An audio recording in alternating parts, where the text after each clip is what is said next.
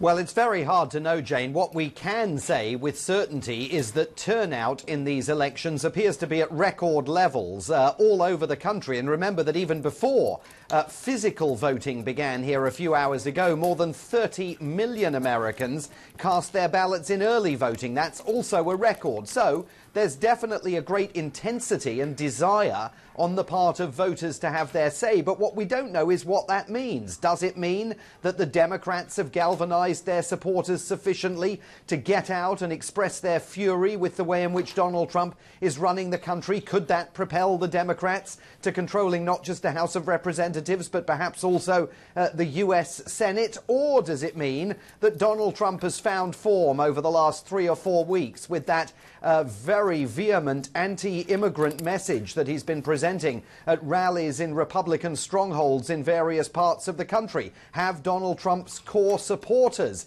got out in sufficient numbers to head off the threat that he insists is posed by people that he characterizes as radical democratic socialists, even though very few of us, I think, would recognize the Democrats here in the United States as cut from any kind of socialist cloth? We will not know until the votes are counted and the numbers come in, which they will start doing in around 7 hours' time.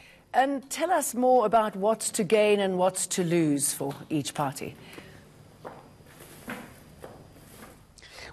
Well, this is a litmus test. It's a referendum on Donald Trump's presidency. I mean, he wants a strong result to be able to prove that his supporters are still backing him and that they're not abandoning him in the face of the onslaught that he faces from Democrats who accuse him of lying constantly on the campaign trail and not doing the strong job that he maintains he's done with the economy. But this is a huge test for the Democrats as well, Jane. Remember the disappointment that was etched on their faces when Hillary Clinton succumbed to Donald Trump back in 2016. They need to show over the course of the next few hours that they're viable, not just in terms of taking control of the House of Representatives, where they could begin impeachment proceedings against President Donald Trump. They want to show that they've got viability ahead of the 2020 presidential election. Remember, Donald Trump's name is not on the ballot today,